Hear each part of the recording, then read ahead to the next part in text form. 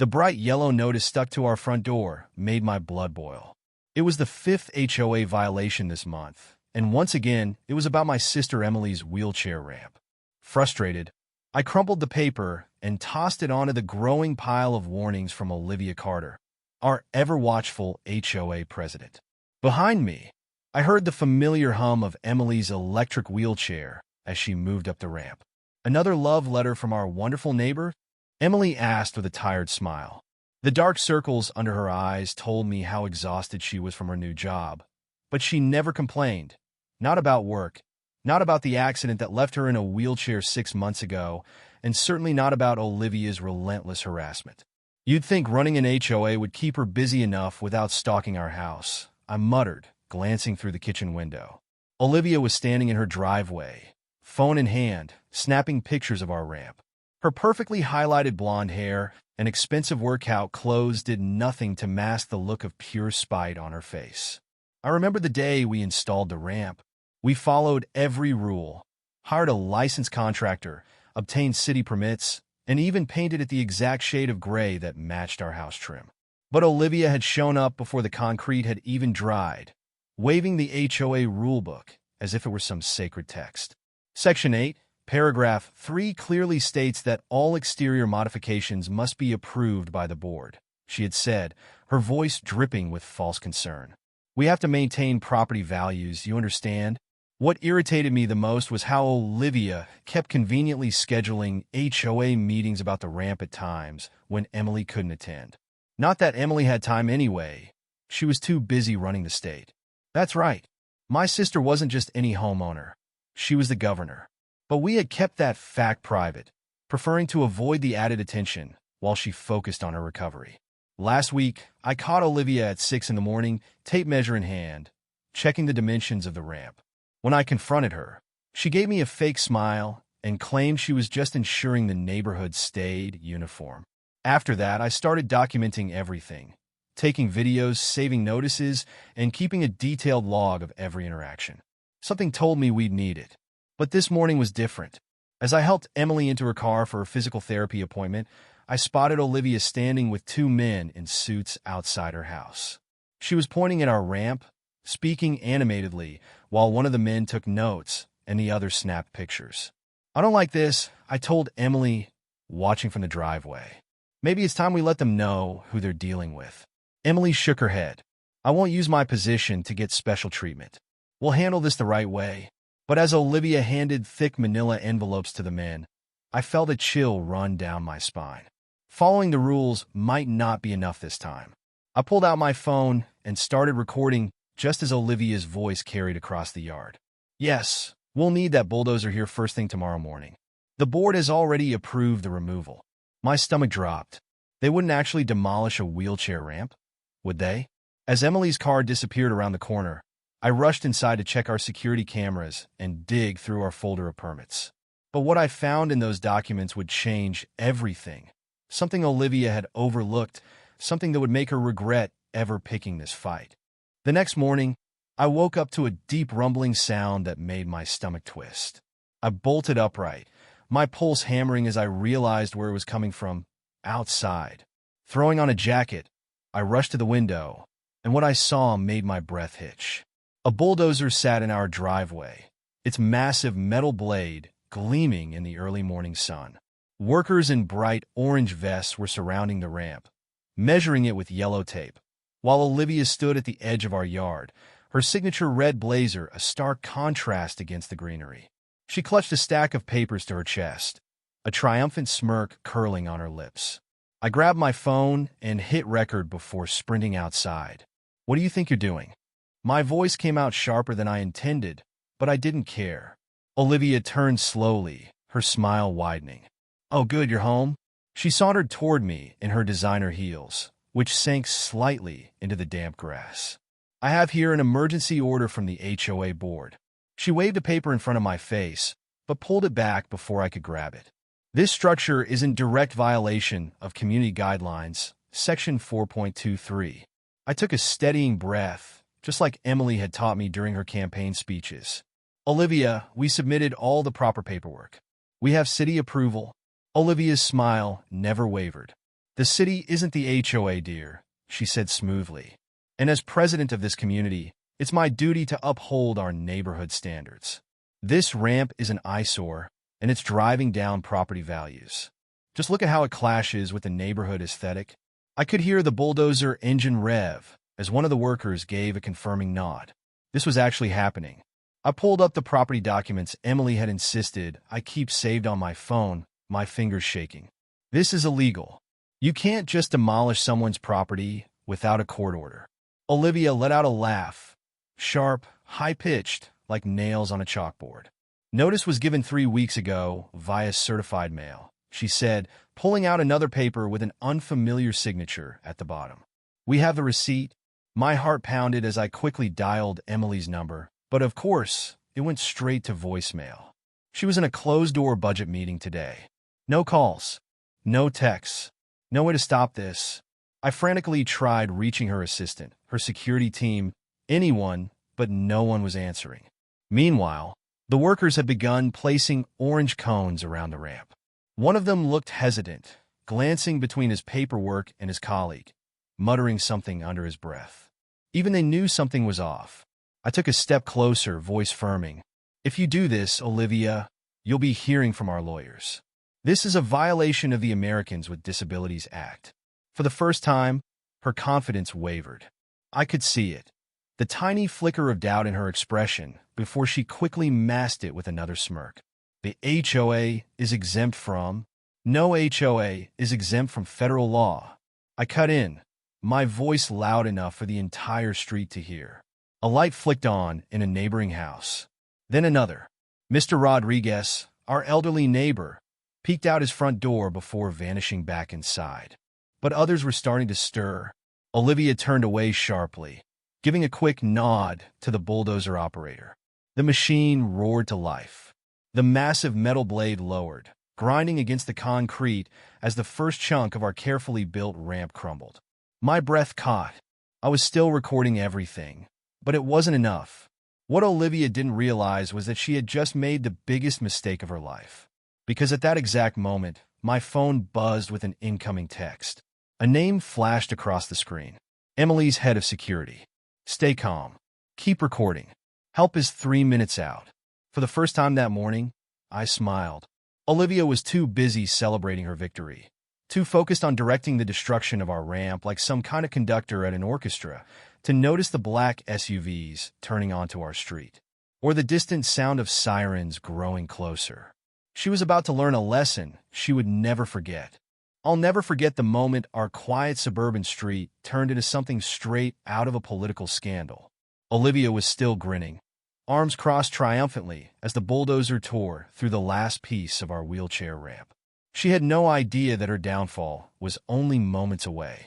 Then, the first black SUV rounded the corner. Then another. Then another. Red and blue lights flashed across the street, washing over the stunned faces of neighbors who had started gathering on their lawns, clutching their phones, recording every second. Olivia's smirk faltered, her eyes darting toward the convoy as it rolled to a stop. 3 state police cruisers followed closely behind.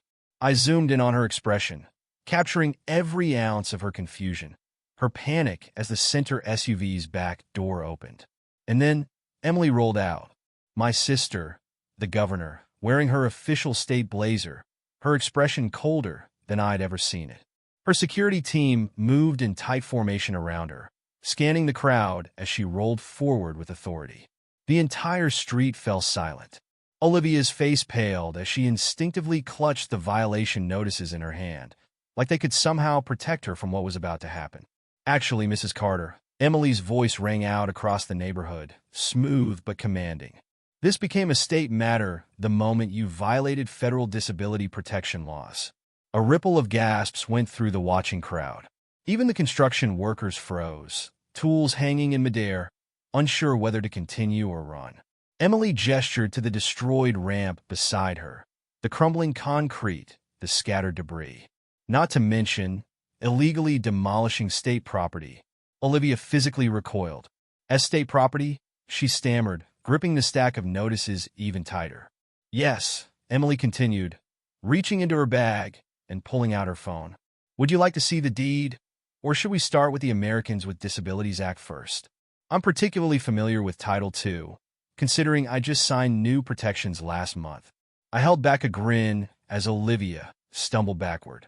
Her board members, the ones who had been egging her on for weeks, suddenly started quietly distancing themselves from her. Smart move. Emily nodded toward her assistant, who stepped forward with a thick legal binder in hand. My team has been reviewing your HOA bylaws all afternoon, she said casually, flipping through pages. Would you like to hear what we found? Dead silence. I saw at least a dozen phones lifted, neighbors recording every single second as Emily took a slow, deliberate pause before speaking again. Multiple violations of state housing laws. The crowd gasped. Discriminatory practices. Even Olivia's closest supporters took another step back. And, most interestingly, Emily turned a page. Irregular financial records going back 3 years. I zoomed in on Olivia's face as it turned white. Pure terror. This isn't, Olivia started, her voice thin, shaking. I didn't know I was the governor? Emily cut in smoothly. Or that bulldozing a disabled resident's access ramp without notice or proper permits is a federal offense? 2 state investigators stepped forward, notebooks in hand. Behind them, I spotted news vans pulling up at the end of the street. And that's when Olivia Carter's HOA reign of terror officially ended. The moment Olivia Carter realized her perfect little empire was crumbling, I saw it, the sheer panic in her eyes. The news vans were already setting up at the end of the street, cameras rolling, reporters whispering into their microphones.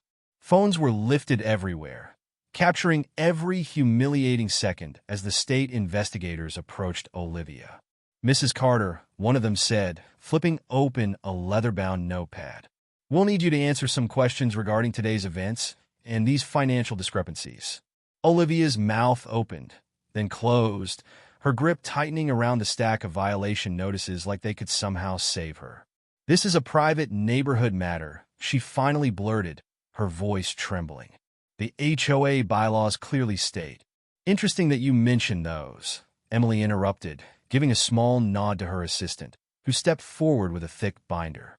My sister didn't even raise her voice, but she didn't have to. She exuded pure authority, a leader addressing her people. My legal team has been reviewing your HOA's bylaws all afternoon, Emily continued. And do you know what we found? The street was silent, except for the occasional snap of a camera and the quiet murmur of news anchors narrating every second. Unlawful enforcement of HOA regulations, Emily listed off. A murmur went through the crowd. Violations of multiple state housing laws. The murmur grew louder. And most concerning of all, irregular financial activity spanning 3 years. That's when Olivia's last ounce of confidence shattered. Olivia swallowed, her carefully curated facade cracking right in front of us. I didn't know. Emily's voice was calm, measured but devastating. You didn't know, she repeated, tilting her head slightly. Or you didn't think you'd get caught. A wave of hushed whispers rippled through the crowd. Behind Olivia, I could see her board members slowly stepping away from her, pretending they had nothing to do with this. Smart choice. One of the state investigators spoke again. Mrs. Carter, we're going to need you to come with us for questioning. Olivia's entire body stiffened. This isn't, I didn't. She turned toward her remaining HOA board members, desperate, pleading. But no one stepped forward to defend her. Instead, one of them muttered something about needing a lawyer before quickly slipping into his house. Another one walked away without a word, avoiding eye contact. Olivia was alone, and for the first time in her miserable, power-hungry life, she knew it. 2 state investigators stepped forward. Mrs. Carter, one of them repeated, firmer this time. Let's not make this more difficult than it has to be. Olivia turned back to Emily, eyes wild, desperate. This is your fault, she hissed. You ruined everything. Emily simply tilted her head. No, Olivia. You did. The second investigator gestured toward the police cruisers, and as Olivia was led away, still clutching her precious HOA rulebook, I couldn't help but marvel at how quickly things had changed. Just yesterday, Olivia had been bulldozing our property, acting as if she were untouchable. Now, She was the one being removed. As the car doors shut behind her, a wave of applause erupted from the watching neighbors. But my sister wasn't done yet. She turned toward the crowd, looking over the gathered faces, the people who had spent years living under Olivia's oppressive rule. And then she began to speak. My fellow neighbors, Emily's voice was steady, strong. Today we have a chance to talk about what community really means. She gestured toward the wreckage of our ramp. This isn't just about me or my access to my own home. This is about every resident's right to live without fear of harassment, intimidation, or discrimination. The crowd fell completely silent. But as I scanned the faces around me, I saw something new in their expressions. Understanding, realization, and most importantly, a desire for change. As I turned back to my sister, watching her reclaim control of a neighborhood that had been ruled by fear for too long, I realized something. This wasn't just about a wheelchair ramp anymore. This was about taking back our home. And for the first time in a very long time, I believed we were going to do just that. The morning after Olivia was taken away, I woke up to my phone buzzing nonstop. Dozens of notifications flooded the screen. Text messages, missed calls, and news alerts. Our security camera footage had gone viral overnight. Reporters were camped outside, waiting for a statement. But that wasn't even the biggest shock. As I scrolled through my inbox, a new email caught my eye. It was from an old high school friend, now a civil rights lawyer. The subject line made my stomach drop. Urgent. HOA, scandal records attached. I clicked on the attachment, and my heart pounded as I scanned the files. Olivia Carter had done this before. She had been sued 3 times in the past for similar HOA violations. In each case, she had managed to settle quietly, leaving the neighborhood before facing real consequences. But this time, she had picked the wrong house on the wrong day. Emily wasn't just mad. She was organized. By the time I made it downstairs, she had already set up an emergency press conference right in our front yard. The destroyed wheelchair ramp was still in pieces behind her, a stark reminder of what had happened. The reporters went wild as she stepped forward, legal documents in hand. Standing before them, Emily laid everything out. How Olivia had broken federal disability laws, violated state housing regulations, and now, with the newly discovered documents, was exposed for years of abuse of power. But what happened next surprised even me. One by one, our elderly neighbors started coming forward. Mrs. Chun, the quiet widow across the street, stepped up first. She revealed how Olivia had forced her to remove her medicinal garden, claiming it violated landscaping rules. Mr. Rodriguez, who had peeked through his blinds just yesterday, now held up paperwork showing how Olivia had fined him for installing a wheelchair lift for his disabled father. Even the Baker family, who rarely spoke to anyone, shared how they had been threatened with fines for their autistic son's sensory-friendly backyard equipment. The neighborhood I had known for years suddenly felt different. People were talking. People were uniting. Meanwhile, Olivia was still trying to save herself. She called an emergency HOA meeting, desperate to regain control. But this time, nobody showed up, except for her 2 remaining board members, who looked just as nervous as she did. At the same time, Emily had invited disability rights advocates to our home, and half the neighborhood came to listen. They weren't just interested. They were angry, ready to fight back. Then came the final blow. Someone leaked Olivia's HOA financial records. It turned out she had been using the fines she collected to pay for her own home renovations, labeling them as board-approved community improvements. The HOA's lawyer quit immediately. 3 board members resigned through angry emails, somehow finding their way to the local news. Still, Olivia refused to back down. The next morning, she marched up to our house, waving a cease and desist letter, demanding that we stop spreading lies about her. She wasn't expecting to walk into a meeting between Emily and the state housing commissioner, who had personally come to review every HOA decision she had made in the last 5 years. The look on Olivia's face when she realized her reign of terror was truly over was almost worth all the drama. Almost. But the best part was what happened next. One by one, our neighbors started putting up new signs in their yards. Instead of Olivia's strict uniform landscaping rules, instead of HOA violations taped to front doors, I saw something different. signs that read support accessible housing, signs that read community over control. Until finally, Olivia's house stood alone, without a single sign. The news helicopters overhead captured everything. By sunset, our story had made national headlines. And as I stood on our porch, watching neighbors come together for the first time in years, I realized something. This wasn't just about a corrupt HOA president anymore. This was about an entire system that had let her get away with it for years. But not anymore. Because we weren't just fighting back. We were winning. Just when we thought things couldn't get more intense, something unexpected happened. Late that evening, as Emily and I sat reviewing the HOA's legal violations, my phone buzzed again. This time, it was a message from Mrs. Rodriguez, our elderly neighbor. She had proof.